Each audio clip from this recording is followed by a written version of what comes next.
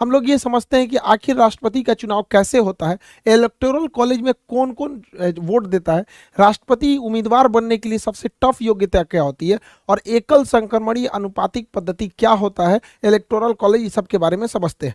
देखिए, हमारा देश जब बन रहा था, संविधान बन रही थी, तो भारत को रिपब्लिक न रख के ना ही गणराज्य रखा गया, दोनों कॉमन रखा गया। देखिए, रिपब्लिक किसे कहते हैं, हिंदी में इसे हम लोग गणराज्य कहते हैं। गणराज्य उसे कहा जाता है जहां राष्ट्राध्यक्ष का चुनाव होता है। देखिए, राष्ट्रपति हमारे देश के प्रमुख है, शासन के प्रमुख नहीं है। तो जहां कहीं पे राष्ट्राध्यक्ष का चुनाव होता है उसे हम लोग कहते हैं गणराज्य कहेंगे। तो हमारा देश जो है, हमारे राष्ट्राध्यक्ष राष्ट्रपति हैं और उनका चुनाव भी होता है, तो उस हिसाब से हम रिपब्लिक भी आ जाते हैं, गणराज्य आते हैं। लेकिन डेमोक्रेसी किसे कहते हैं, तो डेमोक्रेसी जो होता है जिसमें शासनाध्यक्ष का चुनाव होता है। शासनाध्यक्ष हमारे यहाँ प्रधानमंत्री है, तो हमारे यहाँ शासनाध्यक्ष का भी चुनाव होता है और हमारे यहाँ राष्ट्राध्यक्ष का भी चुनाव होता है। तो इस हिसाब से हम लोग हो गए डेमोक्रेटिक रिपब्लिक, मतलब हमारे यहाँ डेमोक्रेसी भी है और रिपब्लिक भी है, यानी लोकतंत्रात्मक गणराज्य है। गणराज्य इसलिए क्योंकि राष्ट्राध्यक्ष के रूप में बैठे राष्ट्रपति का चुनाव हो रहा है, और लोकतंत्र इसलिए क्योंकि शासनाध्यक्ष के रूप में बैठे प्रधानमंत्री का चुनाव हो रहा है। तो हम लोग लोकतंत्रात्मक गणराज्य अर्थात डेमोक्रेटिक रिपब्लिक है। ये हमारी प्रस्तावना में भी मिलता है।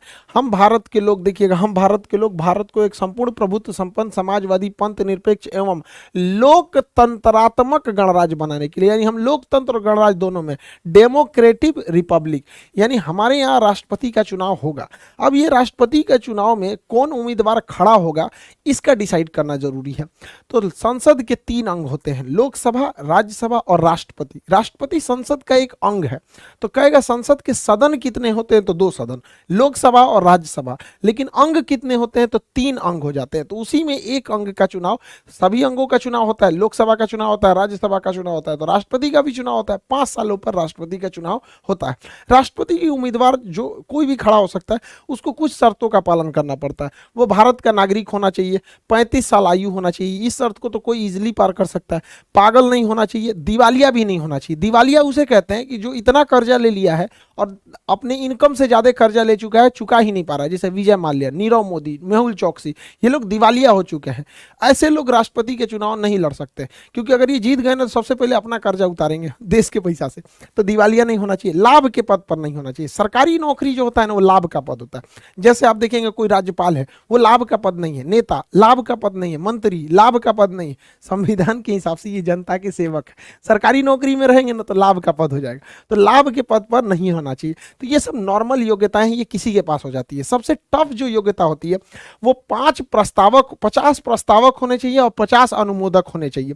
प्रस्तावक और अनुमोदक मतलब होना चाहिए कि जो व्यक्ति खड़ा होना चाह रहा है कि हाँ हम राष्ट्रपति के चुनाव में लड़ना चाहते हैं, जैसे इस बार यशवंत सिन्हा जी थे और द्रौपदी मुर्मू जी थे, तो उनके लिए संसद के किसी भी सदन से, चाहे वो लोकसभा हो चाहे वो राज्यसभा हो, 50 ऐसे लोगों की जरूरत है जो इनका प्रस्ताव आगे ले जाएं कि हम चाहते हैं कि यह व्यक्ति चुनाव में खड़ा हो। डायरेक्ट वो नहीं जानना चाहेगा कि हम चाहते हैं चुनाव लड़े।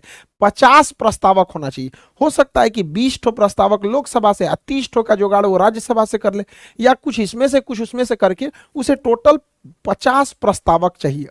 जब 50 प्रस्तावक हो जाएंगे तो उस 50 के समर्थन में अलग से 50 अनुमोदक होना चाहिए कि हाँ यह व्यक्ति के साथ हम खड़े हैं, यह जिसे चाहता है कि नहीं ये भी व्यक्ति चुनाव लड़े, हम फेवर में हैं। तो यानी ओवरऑल आपका 100 सांसदों से अच्छा संबंध होना चाहिए, तब ना आपका 50 ठो प्रस्तावक आएगा और इसके अलावे अन्य 50 ठो अनुमोदक होंगे। वो आप कहीं से ला सकते हैं, चाहे वो लोकसभा से ला सकते हैं या राज्यसभा से लाते हैं। कोई जरूरी नहीं है कि 50 यहीं से। हो सकता है आपका 50 लोकसभा से प्रस्तावक हो जाए, 50 राज्यसभा से अनुमोदक हो जाए।